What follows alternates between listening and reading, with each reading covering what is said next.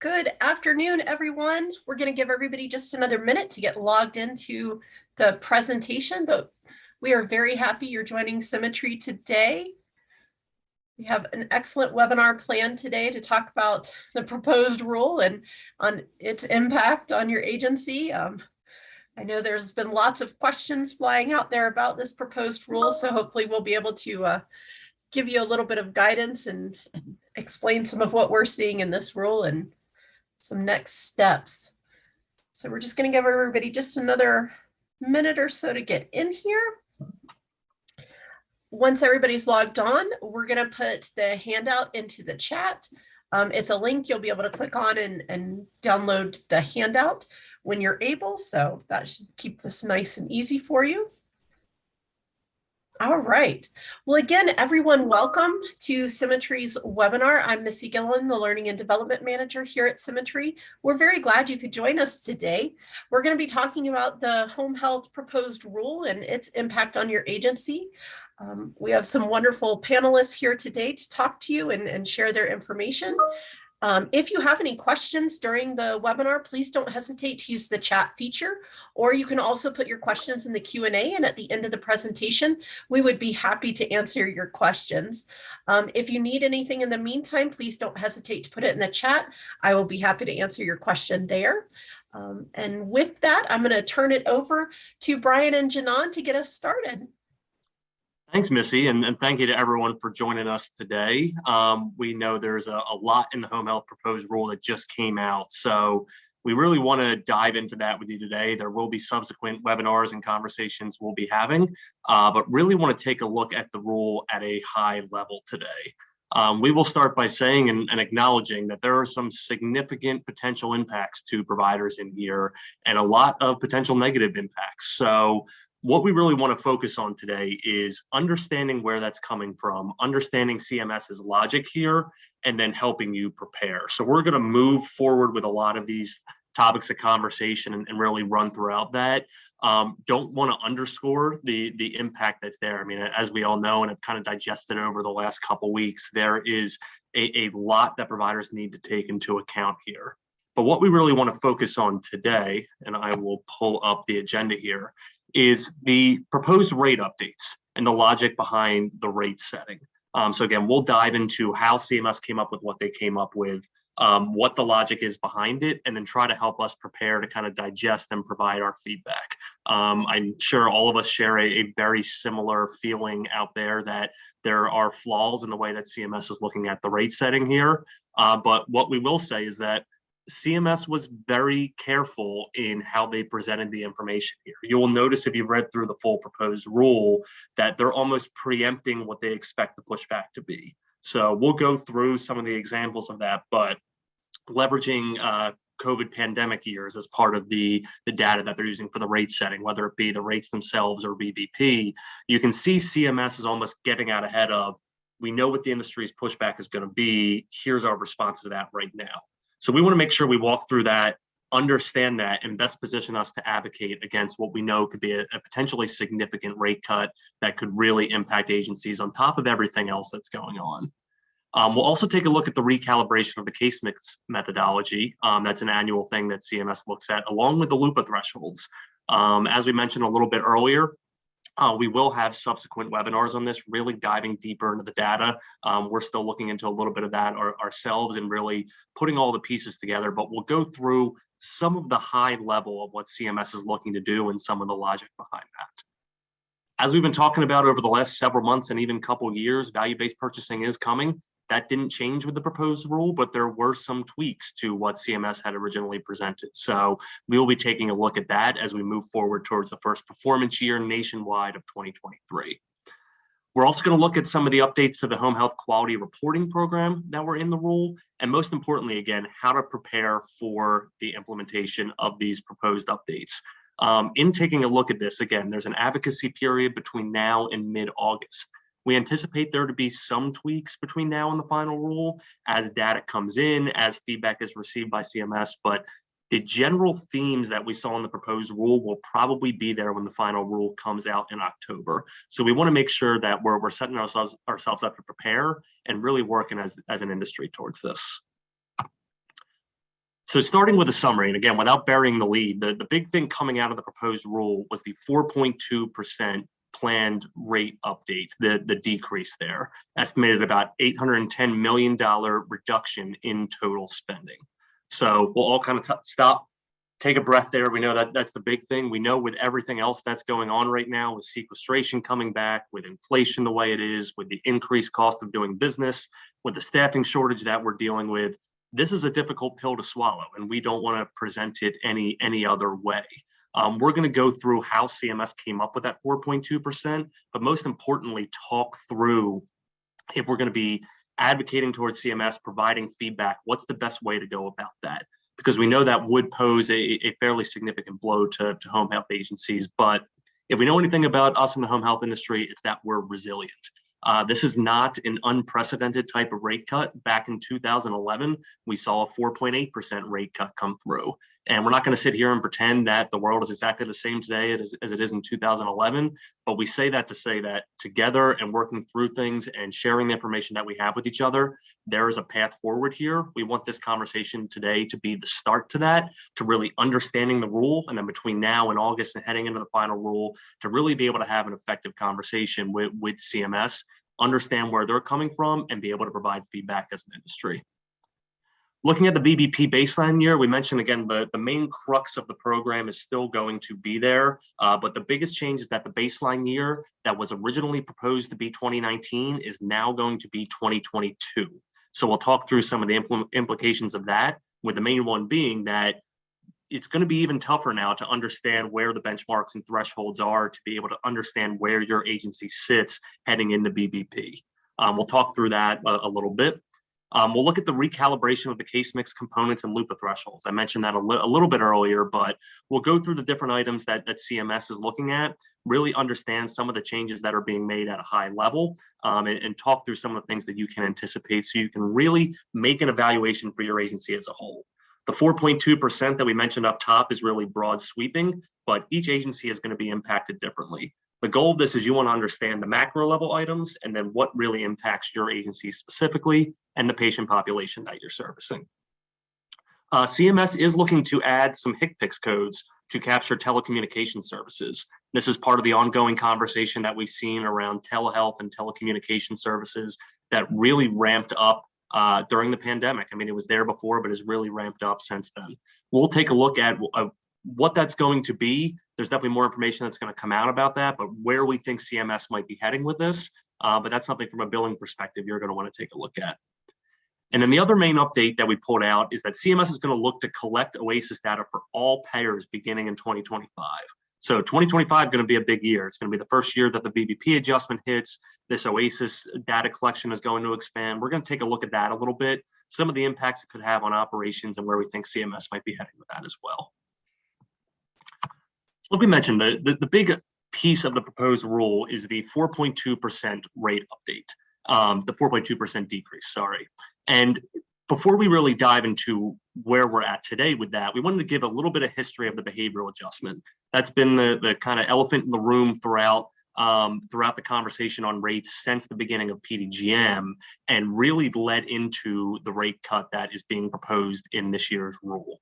So to start, and CMS quotes this several times throughout the course of the proposed rule, the Bipartisan Budget Act of 2018 requires a 6-year monitoring period with both temporary and permanent rate adjustments. So you will notice throughout a lot of the conversation, CMS references this to say, hey, this is not a CMS decision. We are required through this act to evaluate PDGM rates every year, make sure they are budget neutral compared to where we were at pre-PDGM. So that's everything that CMS is coming back to. And we'll go into that in a little bit more detail in the coming slides, but this is really their basis for looking at this. If you look back in 2020, when PDGM first came into play, CMS had originally proposed an 8.39% reduction in the rates due to an intended behavioral adjustment. So for different things that CMS thought providers were going to do heading into PDGM. And we list these out here in basically the categories of clinical grouping, comorbidity adjustments, and LUPAs. So with the clinical groupings, CMS thought that agencies would change their coding practices to put the highest paying diagnosis code as primary. On the comorbidities, with the expansion from the OASIS being able to capture 6 diagnoses to the claim capturing 25 diagnoses, CMS anticipated that a higher volume of comorbidities would be captured that would lead to higher adjustments there. And also, and this language is very important, is that they said for 1/3 of LUPAs that are 1 to 2 visits away, agencies will provide extra visits to receive full payment. And the reason that language is important, and I actually went back and reread this a few times in the past rules to make sure that the language didn't change, is that LUPA percentage has actually gone up under PDGM. So taking a look at that, you might say, well, that behavioral assumption didn't come true, but CMS could look at some logic there to say the assumption that we built with agencies providing 1 to 2 extra visits could theoretically still be true.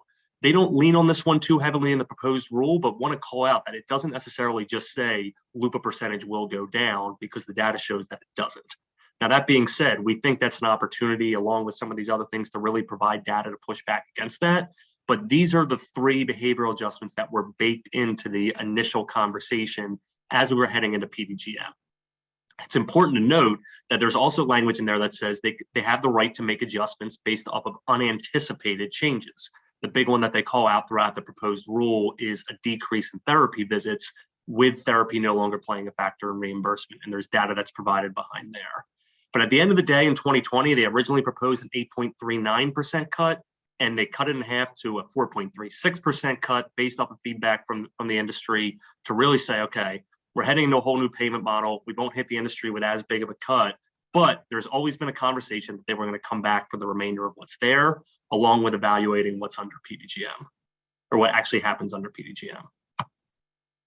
So looking at today, and again, we'll go in future webinars into some more data on this, and all of it's really laid out in the proposed rule. But the proposed rule really breaks down CMS's methodology, comparing spending under PDGM versus pre-PDGM. And they go through in detail all the logic and the statistical regressions that they're running. But what they're essentially doing is looking at actual data under PDGM for 30-day periods, recalibrating them as if they were 60-day episodes under the old PPS system, and seeing what spending would look like in each of those scenarios. And that's actually, I mentioned earlier, that CMS getting out ahead of what they anticipate pushback to be to this rate cut. They're very clear that they know they're going to get pushback, that the pandemic occurred in the first couple of years of PDGM. How can you really trust that data and use that data to enact these behavioral adjustments? And their response is, with 60-day episodes, 30-day periods, we're analyzing the same period of time. That shouldn't theoretically change the behaviors that providers had during the pandemic. So it's still an apples to apples conversation. Again, there are definitely flaws in that line of thinking, but calling that out because that's how CMS is framing things to substantiate the changes that they're making as part of this. And it's important to know that as we advocate against these rate cuts, understanding the flaws that we see in that logic. But what we wanted to call out on this slide as well is that there's 2 types of behavioral adjustments that CMS references throughout the proposed rule. There's a permanent adjustment and a temporary adjustment. The permanent adjustment represents a rate change that CMS believes is needed to maintain budget neutrality moving forward. So basically, what do we need to set the rates at so that moving forward, we are spending the same as we would have spent pre-PDGM? The temporary adjustment is retroactive. It's to look back and, in this case, look at excess expenditures that CMS believes were paid from 2020 to 2021. So if you look at the math down here with the permanent adjustment, there's some nuance that happens as you get to the total. So we're calling out that 2020 plus 2021 doesn't exactly equal the 7.69 here, but CMS walks through this in more detail in the proposed rule. They essentially took a look at, with the same exercise that we just mentioned, comparing 30-day periods to what it would have been under 60-day episodes. And what they came up with was a 7.69% reduction in the rates for this permanent behavioral adjustment to realign 2023 rates to prevent overspending and excess spending in their eyes moving forward. That's what's baked into the overall 4.2% rate reduction that we're talking about. We'll go through that exactly in another slide or two, but that is the basis for where the rate reduction is actually coming in the proposed rule.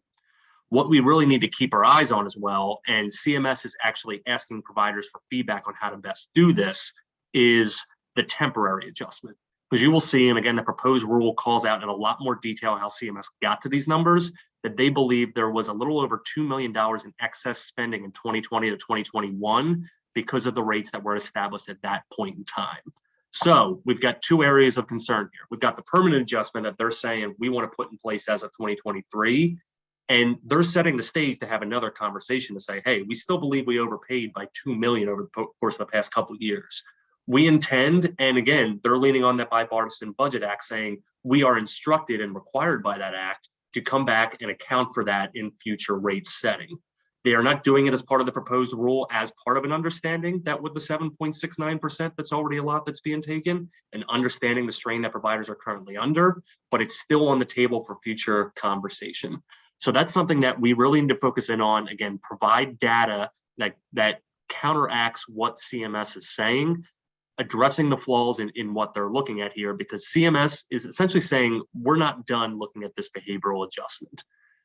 There is comments in there where CMS acknowledged that the 7.69% is high, but they mention concerns that, hey, if we don't do the full amount, that might just compound this temporary adjustment, and then we're having a larger conversation later down the line. So again, don't want to underscore how significant these numbers are here. Trying to make sure this webinar and this conversation isn't just a full gray cloud, but it is a very serious thing that we need to look at. And I'll call this out multiple times throughout the rest of the presentation. We need data in order to support our counter arguments to CMS here. Everything that they have that's leading to the numbers on the screen is data-based, and it's going to be data that needs to be had in the conversation to really advocate against these rates, knowing the impact that they will have on home health agencies. So start thinking through that right now. Again, we need to leverage our resources around the industry, but this is where CMS's logic is coming from, essentially, that's leading to the overall 4.2% rate decrease. And we want to call that out here. So again, you have the implementation of the permanent behavioral adjustment that we just mentioned, the market basket update of a positive 2.9%. So essentially the market basket's 3.3. You take a 0.4 or productivity adjustment down. So if you got rid of all the behavioral adjustments and changes, we would essentially have a proposed 2.9% rate increase. But with the behavioral adjustment baked into there, it becomes an aggregate 4.2% decrease. And you can see this is a chart directly from the proposed rule that leads to what the base rate was in 2022 to where the base rate is in 2023. What's interesting that we noticed is the base rate for 2023 is only $3 higher than 2021. So essentially from 2021, we jumped up in 2022 and then jumped right back down to the same place in 2023, even though we know how the world has changed since, or really over the past year with inflation, again, the increased cost of doing business, having to look at travel for your clinicians with the gas prices going up. We're essentially at the same place we were in 2021, although the cost of doing business is higher. So again, don't want to shy away from the fact that this is a potentially significant impact on agencies here. And really the crux of this is that behavioral adjustment. If we're going to be having the conversation about how to not see as heavy of a rate decrease heading into the new year, it's going to be around that behavioral adjustment. Even though there's an argument to be made that take that out, the 2.9% still isn't enough. The crux of this really is around that behavioral adjustment. So some other payment considerations outside of that big piece there. The fixed dollar loss, which really determines those outlier thresholds, was changed from 0.4 to 0.44. Essentially what that will result in is a 0.2% decrease in overall spending, or $40 million. That essentially is used to contain outlier spending so that it's only 2.5% of total spending for CMS. So that's a standard review that they do each year. Similar to what we saw in the hospice proposed rule, there's a proposed permanent cap of 5% on annual wage index decreases. So if your agency were to experience, say, 6% decrease in wage index, it would only be 5% applied to 2023, and they would come back for the rest of it in 2024. That is done to help mitigate significant fluctuations in rates for providers due to the wage index. And again, follows similar other service lines in what we've seen in the rules there.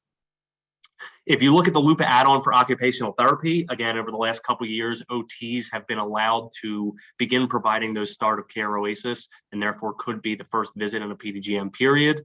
CMS is still saying they don't have enough data to set a specific LUPA add-on amount for OTs, so they will continue to be pegged against the PT LUPA add-on. So something to really just take a look at there.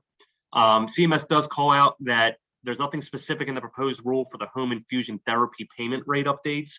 That's going to be tied to the CPIU, which will come out, I believe, in the next few months. So something will probably be in there for the final rule, but nothing specific in the proposed rule there, although they don't anticipate anything significant coming in terms of the rate changes there. We did want to call out CMS does provide some really good data throughout the course of the proposed rule. So we did just want to call out a few things that expand upon different sectors with the 4.2% decrease a little bit. Again, we want to be very straightforward that every agency is going to be impacted differently. So we don't want to paint with too wide of a brush here, but generally, if you look at the data that's provided by CMS in the proposed rule, urban agencies are going to be more impacted than rural agencies at 4.3% drop compared to 3.4%. New England is actually the region with the highest anticipated impact, around a 5% rate decrease. That's if you tie everything together, including the wage index changes. And the region known as West South Central is the region with the lowest anticipated impact at 3.1%. We didn't see any significant variances in the impact based off of agency size. So based at least on the data provided, it wasn't a scenario where larger agencies seem to be getting hit harder than smaller agencies. The rate changes seem to be fairly even across the board. Again, the goal is that you want to make sure you're looking at this specific to your agency. One of the other items that we mentioned at the top is telecommunications reporting. Really looking at that telehealth and other remote patient monitoring services there. As of right now, it's expected to be on the plan of care, but beginning voluntarily on January 1st and mandatory on July 1st, CMS is going to be adding 3 new G codes to cover the areas below. Those are not provided as of yet. Medicare is going to release further information on the billing regs for those at a later date.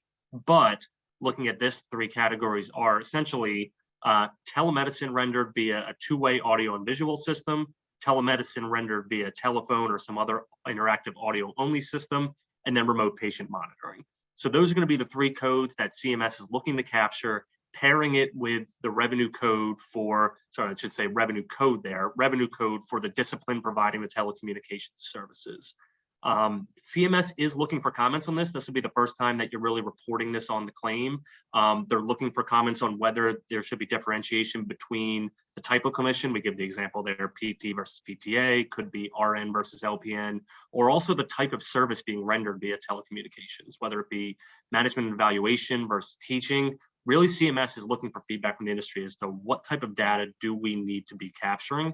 The important thing is that this will still not count towards your LUPA threshold or reimbursement for the period. And we know that's something that's been big across the industry here and we were hoping to be pushed forward a little bit further by this point, but during the pandemic, being able to get reimbursed for telehealth as it's been used more frequently with patients not wanting as many people in their home, or really just as sometimes as support to dealing with the staffing shortage. Looking at the crystal ball here, again, CMS, if you look at their language throughout the report, they're going to want to look at claims data before doing any sort of reimbursement setting here. So if you're looking at futures of your telecommunications program, it's really about balancing the benefits to your visit utilization, to supporting the care for the patient, to preventing rehospitalizations, which obviously is big under VBP, but also understanding if you have that in your budget, knowing everything we just talked about the potential rate cuts that are coming. So if you look at this, they're going to start pulling in data as of 2023. They're going to need time to analyze this. Again, pure crystal ball, that could mean the earliest that we see any sort of telecommunications reimbursement through Medicare to be 2025. Again, knowing that CMS has been very data heavy in the decisions they're making around payment and reimbursement.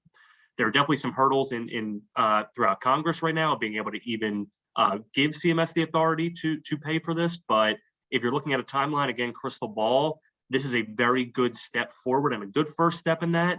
But if you're looking at baking in and budgeting, knowing with this rate cut coming in place, that is probably the timeline that we are looking at.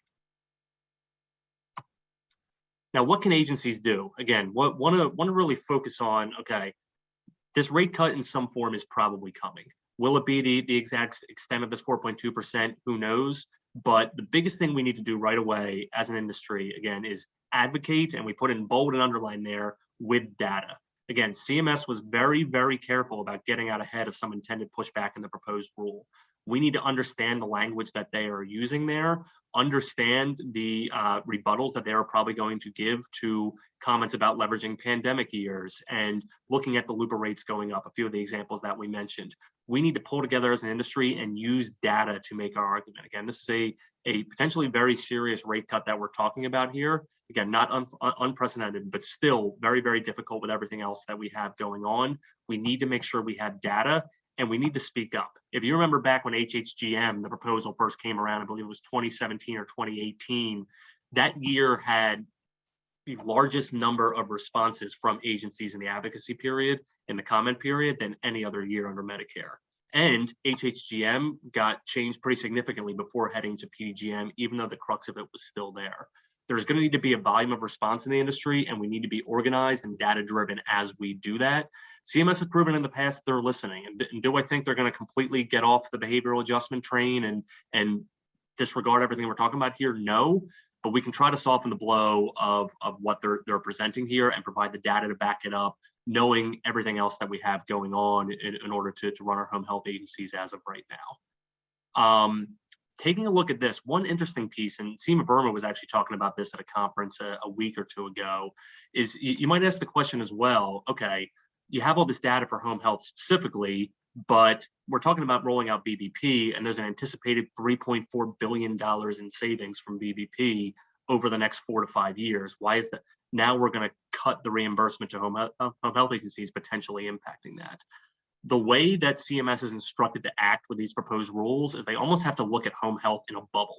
So say this to say, we should absolutely include the impacts of VBP in our feedback and hope that that gets baked into the rate conversations that we're having. But in the air of this conversation right now of looking at CMS's logic, again, they're looking at home health in a bubble when setting all of this, and to some degree, not even considering the potential savings from VBP when they land on this 4.2%. So part of the conversation is going to be convincing them that that needs to be a part of this and that we can't look at home health in a bubble, because that is pretty significant. You're looking at between $650 and $700 million in savings a year anticipated throughout Medicare spending as a whole. Yet we're talking about cutting out some of the reimbursement to allow us as home health agencies to really recognize that. So important part that we'll touch on in a little bit. Looking at this as well, you want to make sure you're exploring beneficial payer relationships outside of traditional Medicare. I know that can be easier said than done, but if you have different value-based or risk-based agreements already, or you have agencies that you're seeing, or sorry, payers that you're seeing good margins with already. I know for a while it's been keen to kind of look at Medicare from a financial stability standpoint, but looking at other payer relationships is going to be necessary, especially with the expansion of Medicare Advantage. You want to make sure you perform an organizational assessment to identify the opportunities for efficiency and cost savings. This really, at the end of the day, is going to force agencies to act more efficiently and to really cut any costs that aren't necessary to running the business. And I admittedly don't really like the way I just phrased that, because I don't want the message to come out here to be cut costs, cut costs, cut costs. But you really need to do a deep analysis on what do we need to effectively run the business and maintain quality care to our patients. It all comes back to that, right? That assessment needs to be done now, knowing that even if it's not 4.2% come 1/1, there's probably going to be a rate cut to some degree. So you need to start looking at your agency and analyzing that now, along with analyzing the impact on your specific agency. Again, a large part of that being the case mix recalibration that we're going to go into in the next section. Even bigger as well, and this is more of a long-term play, but prepare for VBP. Again, that rate adjustment isn't coming in until 2025, but if we can weather the storm of these inherent rate cuts heading until then, and you can get a couple percentage point bump with your VBP adjustment in 2025, that helps in the long term, again, soften the blow of these behavioral adjustment conversations that CMS is having. So looking at the recalibrations here, and I know we're already halfway through the webinar, so want to kind of make sure we move through all this data. I think it was really important to really take a look at the rates there. But when CMS is looking at the recalibration, they really pulled on 2021 non-LUPA claims data. As of the time of the rule setting, there wasn't even the full year available for that. Again, if you're looking at some of the flaws in the rate setting that they're doing, that could be one of them. And also looking at using 2021 in general as a pandemic year. Again, we mentioned their retort to that a little bit, but they're leveraging 2021 claims data. And they did mention that things will continue to be tweaked between now and the final rule, knowing that additional 2021 data will come in. And also they're using the 2020 cost reports, knowing that that's the most recent that they have full data on. And really, again, back to that concept of budget neutrality, what they're looking at is when you apply your 2023 case mix weights to the 2021 claims data, you must equate to payment as if the 2022 case mix weights were applied. So you might have seen that on the base rate slide that we had a little bit earlier, but a budget neutrality factor of 0.9895 is applied to that to really, again, through these recalibrations, make sure they maintain budget neutrality. Looking at a few case mix trends, so in clinical groupings over the first couple of years of PDGM and specifically in 2021, we did see an increase in cardiac, respiratory, and MS rehab. The respiratory, fairly obvious why with the pandemic, but we wanted to call this out again. If you're looking at the behavioral adjustment, clinical groupings was one of those categories. We're doing an analysis to see if these changes really had an increase in reimbursement as expected. But if you look at just the clinical grouping changes, cardiac, respiratory, and rehab went up, and neuro rehab, wounds, and endocrine went down, with endocrine going down pretty notably. If you look at simulated data from 2018 and 2019 compared to 2020 and 21 actual data, the high comorbidity adjustments did go up. Again, looking at CMS substantiating their behavioral adjustment, we did see that go up from 9 to 10% to 13.5 to 14%. The high functional level, again, looking at simulated versus actual for 2018 through 2021, CMS had anticipated each category, the low, medium, and the high being a third, a third, a third. You'll see the high functional impairment level in 2020 and 2021 was actually up in the low 40s. So some interesting trends there. They did do some recalibrations for that back in 2022, but are going to be making some changes again. And just call that out there again. There's not much comments in this proposed rule about the 2022 recalibrations, but important to take those into account as we're looking at things as a whole too. So with that, I'm going to toss it over to John to talk about some of this data in a little bit more detail. Sure. Thanks, Brian. And, you know, some of those numbers make my head spin. So what can we do as agencies to even get ahead of this if this full impact goes through? And I'm going to tell you the same thing that I've probably told you since PDGM came into play. You have to make sure that your coding and OASIS are top notch, not only for your payment, but now you have the OASIS portion that's going to play a part in your value-based purchasing. And while we may not have that immediate gratification of payment in 2025, you will have that payment adjustment, hopefully to the positive, but also remember that it can also be to the negative, depending on, you know, your baseline year. And then if you have performance improvements from that.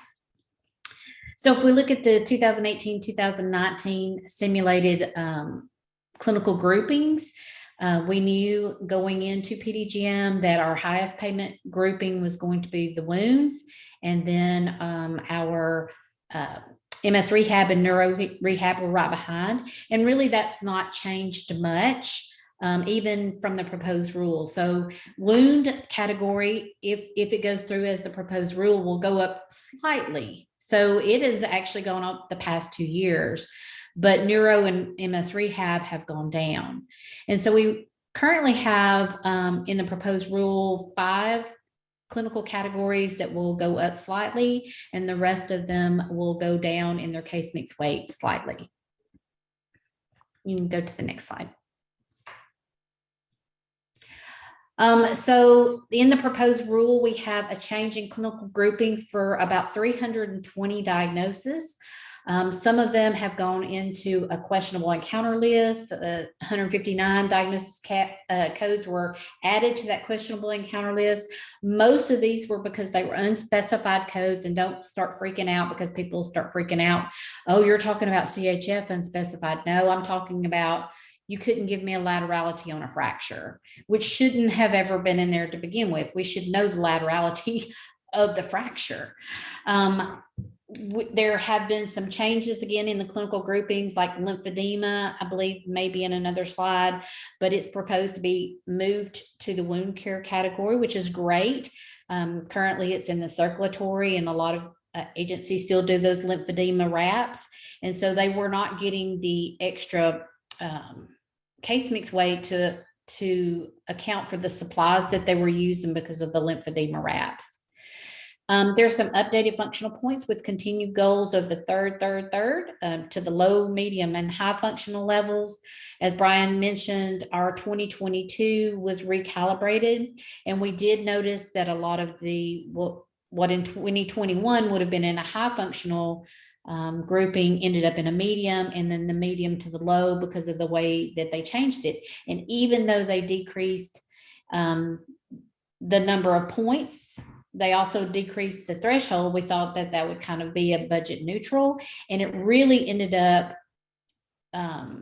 changing our categories a little bit. And so you have some agencies that were basing, especially their therapy utilization, possibly around if they fell into a low category, a medium category, or a high functional level.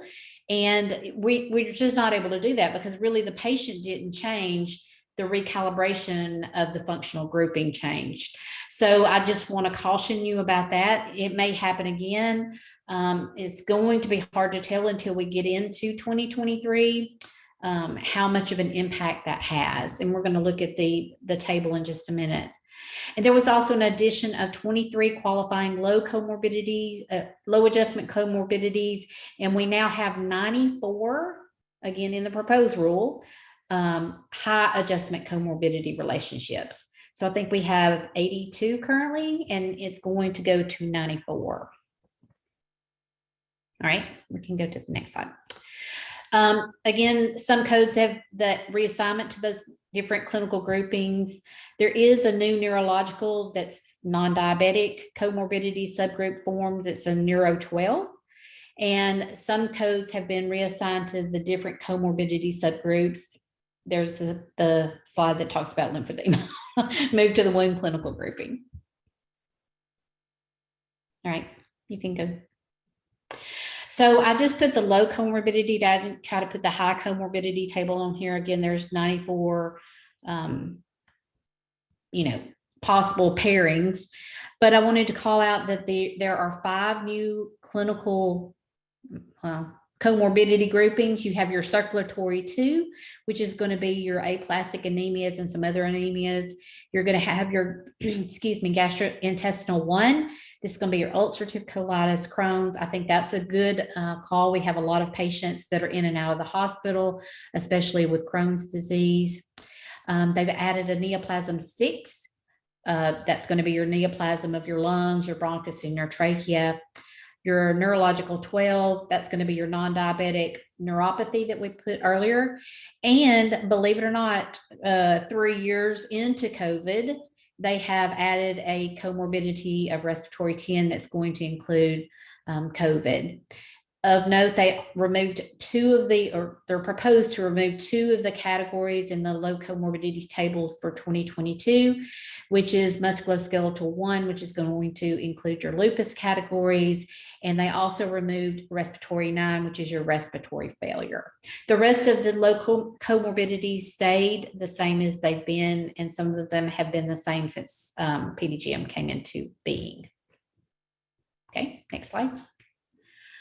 I mentioned the functional points. And so if we look at the 2022 table based on what they're proposing in 2023, they're looking at M1810 or your upper body dressing, going from a 6 points to a 5 points if you score it as a 2 or a 3. For your lower body dressing, they're looking at a score of 2. To go from 5 points to 4 points. They're looking at your bathing to actually go up if you have a score of 2 under bathing, from 1 point to 2 points. Under transferring, it's going to go down if the proposed goes through. If you have transferring it scored as a 2, 3, 4, or 5, you're going to go from 7 points to 6 points. In your ambulation, if you scored a 2, they're looking at going from 7 points to 6 points, and you're scoring at a 3. And a lot of agencies are scoring everybody's it's 3s, going from a 6 to a 5. But you'll also notice that if you score the patient as a 4, 5, or 6 in ambulation, the proposed is go from 19 points to 20 points. And for, I think, the first time, the risk of hospitalizations is going down. So it started out as 11. Last year it went to 12. And the proposed rule is that it's going to give us 10 points. So that gives us 112 possible points in 2022 and only 107 possible in 2023. But just like last year, we're looking at that the functional thresholds will go down. So you'll have a lower number to meet your low, medium, and high. Again, that also happened in 2022. We didn't think there would be that big of an impact in our functionals, but there seems to be. And again, from what Brian said earlier, they're just trying to level it out to where they're expecting a third to be in the low, a third to be in the medium, and a third to be in the high.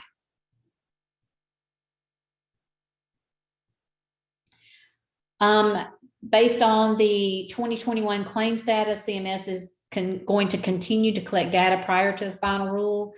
There were 238 HHRGs that will experience a change ranging from -5% to 0%, 183 that will experience a change ranging from 0% to 5%. So you see that the positive is less than the negative. That there are 10 HHRGs that will experience a change range from 0.5 to 0.10%, and then 1 HHRG that will experience a change ranging from 10 to 12%. And also, you'll see that the LUPA thresholds are changing. So just when you thought you were used to what a LUPA threshold of all 432 case mixes or HHRGs were, now they're changing it again. But the good news is 280 of those HHRGs will experience no change at all. We have 120 HHRGs for which the LUPA threshold will decrease by 1 visit. That's always good news, right? 18 will have an increase of 1 visit. You will have 12 that will decrease by 2 visits, and you have 2 HHRGs that will decrease by 3 visits. And so that's good news for us. As Brian said earlier, our LUPA thresholds, our LUPA percentages were higher than CMS expected. So I'm assuming they lowered the LUPA threshold to try to account for that. I did also notice when I was trying to do some comparisons in case mix weight, if the case mix weight went down, then a lot of times the LUPA threshold went down. All right, I'm going to turn it over to Brian to talk about VBP.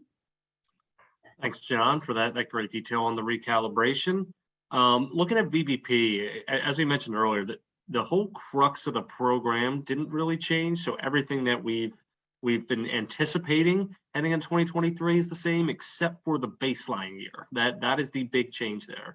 Originally, it was proposed at 2019. It is now expected to move to 2022.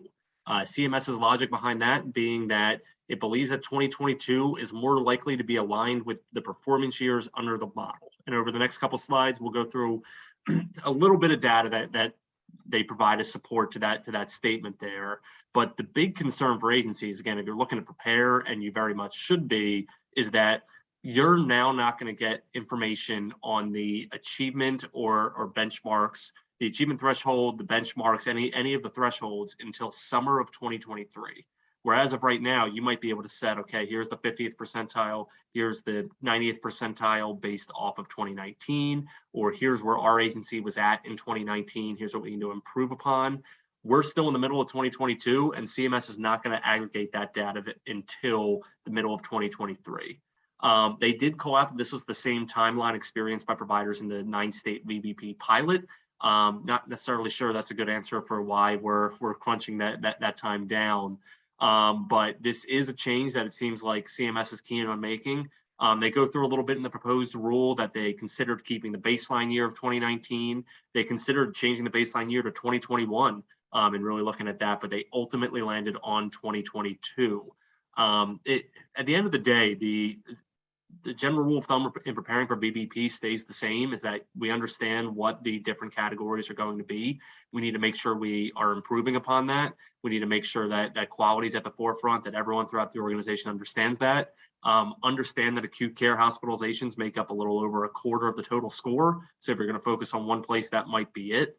None of that changes. What changes is that it's even more difficult to benchmark against where you can expect to be in those thresholds and on the bell curve of BBP as you head into the first performance year. So did want to call out here too, CMS gave some breakdown on new agencies, what the baseline year would be, performance year, payment year. So any agency that was newly certified prior to 2022, baseline year is going to be 2022, performance year is going to be 2023, and the payment year is going to be 2025. That should be the vast majority of us out there.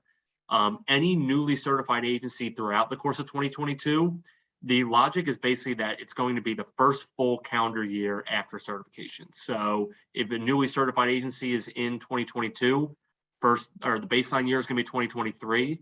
You won't see a performance year until 2024, and then your first payment adjustment year will be 2026. Same thing, newly certified agency next year, baseline year will be 2024, the first full calendar year after certification. Performance year will be 2025, that following year, payment year 2 years after that. So again, just wanted to call that out, looking at the timeline for rolling out BBP nationally. Again, this is coming. The big thing, changing the baseline year. Do want to call out new agencies. That doesn't include shalls. So if you went through any sort of change of ownership over the course of the past year, that doesn't mark you as a newly certified agency that could bump back the baseline or performance year. It's true new certifications under Medicare. Looking at this here, and again, the substantiating 2022, CMS cited significant changes in OASIS and claims data from 2019 to 2020 compared to 2015 to 2019. If you look at those 2015 and 2019 years under the pilot, the changes in these OASIS-based measures and the claims-based measures, really the variance was within plus to minus 5% in each of those years. But you'll see on the chart here, from 2019 to 2020, in most of these measures, if you look at the claim-based measures with the hospitalization, some pretty notable decreases there, over 5%. You see a big jump in the total composite change for mobility, some big jumps in some of the other categories that exceed that 5%, and then kind of leveling out in 2021. So this is on page 139 of the proposed rule if you want to take a look at it. But this is one of the areas, again, everything coming back to what we're talking about with supporting our conversations with data. This is what CMS is leaning on to say, here's why we switched things up from 2019 to 2020. There were some big changes happening after 2020. They seem to have leveled out over the last couple of years. So we feel like 2022 will be a good reflection of the first performance year in 2023. Therefore, it's a more apples to apples comparison to us, and we're going to use 2022. Again, there are flaws in that logic for sure, but really wanted to talk through what was CMS's impetus for making this change, and understanding, again, the big change for providers is that it will make it more difficult for you to benchmark heading into the performance year as to where you stand on that reimbursement bell curve. And we want to round things out. I'm going to toss it back to Janan here for some conversations on the quality reporting program. Thanks again, Brian. So the quality reporting, there is a re-proposed rule. So it's a proposal of the removal of the suspension for agencies to submit all OASIS, all payer OASIS. So whereas we have a lot of agencies that may have Blue Crosses and VAs and all of those that were not collecting OASIS on, they're saying, hey, you need to collect the OASIS on that. It says beginning in 2025, but remember that they're really looking at 2024. So they said the requirement would be for patients discharged between January 1st, 2024 and 6/30/24. So, and then after that, you know, you're going to roll into your 2025, because remember, CMS is so far behind in the reporting of their collection of data. They want that OASIS data collected then. So that's going to be something as an agency you need to look at, is if you're not collecting OASIS on everybody, at what point do you start doing that? Some agencies already collect OASIS on everyone, but you have a lot of agencies that do not. So the primary goal is to ensure the representation of quality services provided by the entire home health population, not just the Medicare and Medicaid population, or the Medicare Advantage and Medicaid Advantage, but all of the population. And so I've talked to some of my friends in skilled nursing facilities, and they said, oh yeah, we report all payer sources. So it's really to align with that post-acute care continuum that CMS is trying to then put the home healths in. That Impact Act requires CMS to create a uniform quality measure system across those post-acute providers. So all of those Impact Act items, the pressure ulcer, the height and weight, all of those Impact Act items that have been graduated in since the 2014 rule, it's really hard to measure us against the other providers that are actually submitting all of that data. And so that's one thing that they're looking at. CMS does estimate that additional cost burden for all payer collection of OASIS and OASIS-E by $267 million. Not to just, gloss over that number, because Brian and I talked about, how do we not make this doom and gloom, really, because it just seems like we're getting beat up as an industry. So if you look at the completion of OASIS by discipline, CMS says that RNs complete about 76.5% of the cases. We know if RNs are ordered on the referral, that RNs have to do that PTs are 20.8% of the cases, and right now speech and occupational therapy are about 2.7% of cases. So that will be an additional burden on agencies. It's just at what point do you start collecting that information? Okay, thanks. And I also wanted to call out the quality measures, and for really no other reason than we really are looking at 3 additional. So our transfer of health information by the provider and by the patient are going to be part of your OASIS-E. So if you've not started looking at your OASIS-E education, this will be a quality measure because of it's derived from the OASIS-E. So and then our potential preventable hospitalizations. And there's been discussions about the potential preventable hospitalizations taking the place of the in VBP of the acute care hospitalizations in the ER. So it's going to start becoming a measure in 2023, the potentially preventable hospitalizations. For those agencies that may admit patients preoperatively, they have a operative visit that you were anticipating and you're getting dinged now. Under PPH, you would not get dinged. However, there's a lot of questions a little bit. I have a lot of questions. You may be very clear on it. It has certain diagnoses. So COPD, CHF, diabetes, pressure ulcers, that if the patient has a hospitalization, that would count against you because the patient already has that diagnosis. My question is it from the primary diagnosis in the hospital? Is it any diagnosis? So if a patient was going to the doctor's office and had a car accident and had a fractured hip, and they ended up having to have a hip replacement, but they also incidentally have CHF, they weren't admitted to the hospital with CHF. So is the agency getting dinged because that was one of the items on the list of diagnosis? And they'll be going by diagnosis codes, which is even more important why your diagnosis coding needs to be correct. And that's really all I wanted to call out as far as the QRPs on that. And I went ahead and put the link in here for potentially preventable hospitalizations, because you may want to look at the ABT Associates PDF that they put together on this QRP, just so you can know what's probably going to be coming. So the home health stay is a sequence of home health payment episodes separated from other home health payments by at least 2 days. And so they're going to talk about that. And I think that may be our last slide. Yep. Oh, summary.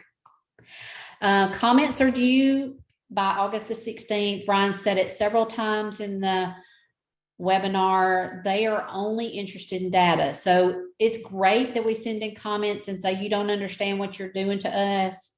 But if you can put the numbers behind it, that your expenses have gone up by this much, and this is how. If you can say, if you have any kind of data collection, right? If you have 50% of my payer sources are private insurance that I don't have to collect OASIS on, and this is the increased cost of my clinicians, and this is what the cost would be. That's the kind of data you need to put in your comments. I'm not trying to discourage the agencies from sending in comments. I think this is a very important year to send in comments. I just think that it's going to have to come with something besides a defensive, oh my gosh, you don't know what you're doing to us kind of thing. You need to understand the impact of this to your agency, your case mix. If the case mix is going down and you have a large population, because let's say you have a lot of complex nursing because you have a urologist as one of your referring physicians as your main referring physician, you may want to, mix that up and get a higher case mix in there. What is your current financial position? Do you even know what it is and currently, and how it would change under the proposed rule? The factor proposed updates into budgeting process. It's budget season soon, right after summer, right after we have those wonderful vacations. It's time to get into budget season. And if you're like me, you would rather poke your eyes out than do a budget. Now, Brian, on the other hand, my finance person over there, he may be all happy about doing budgets, but to me, they're just fake numbers. That's just how as an operator, that's how I was either. And so don't lose sight of VBP and OASIS and other regulatory updates. Oh my gosh, the education behind VBP and OASIS E right now, you should probably spend the remainder of this year educating your staff on VBP and OASIS E. You need to leverage industry resources to stay informed, identify solutions to financial operational challenges. Symmetry does operational and financial analysis. Learning Solutions does all kinds of education, and we're committed to doing at least monthly webinars and possibly even more. So, hook up with anybody at Symmetry, and we'd be happy to help you. And is that it, Brian? Yep. And so I think we have some questions. Yeah, we had just a couple of questions. I'm going to go back to one of our very first questions that had to do with inflation. Brian, they were asking, inflation is much higher than just the 3.3%. So how does CMS justify an increase of only 3.3%? And then it's reduced by the 0.4 for the MFP adjustment. Do you know what their logic was? Sure, it's an excellent question, and that's kind of, the behavioral adjustment is kind of overshadowing everything here. Again, we could have a whole nother webinar and conversation about whether the 3.3% increase would even be enough, and it probably isn't. I can say there isn't necessarily like a formula in the proposed rule as to how they got to the 3.3%. It's all part of that standard market basket update that they use each year when determining the rates. That's definitely something worthwhile putting into your comments. Like we mentioned, okay, the behavioral adjustment's a whole one big thing, but let's address this 3.3% as well, knowing that inflation's been over 8%. So it's a long-winded way of saying they don't necessarily call out how they get to the 3.3, but agreed, we could have an argument that the 3.3 isn't enough within itself, let alone the behavioral adjustment they're applying.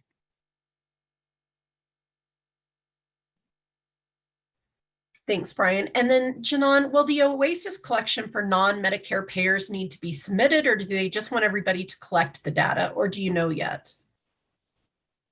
You're on mute. I'm on mute, sorry. Like at least once a meeting, right? They will have to be submitted because that's what CMS is doing, is trying to collect that data so they can measure it against all of the other post-acute care providers. And so there's no other way they're going to get that data unless we submit it. Perfect. All right. And then just a couple more questions. How will the hospitalizations change on star ratings, or do we even know yet? I don't know yet. Okay, I perfect. think right now they're still going to stay in the current, rehospitalizations and ER use and all that claims data, but I'm not sure how the potential preventable hospitalizations are going to flip some of that. Perfect. And then just one last question related to the temporary adjustment. Brian referred to as the look back. Can we expect certain audits as a result of that, Brian? Sure. Unfortunately, the answer to this one is also we don't know yet. But anytime CMS calls out something as a priority or indicates they're looking at something, there is always the chance there. But can't say necessarily that we've seen any word, and Janan, correct me if you've seen differently, that anything we mentioned here will be a specific new venture of audit. We can say that as we've seen to quote unquote come out of the pandemic, we have seen some of these ADRs and everything increase. So be on the lookout. I think it's a viable concern to pay attention to. And then just one last question. Is the intent of OASIS for even private pay non-skilled cases? We don't typically do OASIS for private non-skilled. Probably not non-skilled. I don't know that yet, but I would assume that it's not like the pediatrics, below 18, the maternity. I don't think it's those. I think it's the payer source like Blue Cross, VAs, those that we don't necessarily have to collect. A lot of agencies again do, but I think it's more that population. Perfect. I think that's most of the questions there. So we really thank everybody for joining. If we didn't get to your question, please don't hesitate to send us a message. But like Janan said, we're all available. Brian and Janan's contact information is on the screen here. So please reach out with any questions. Thank you all for joining Symmetry today. Thank you, Brian and Janan. Thanks, Missy. Thanks, everyone. Thanks.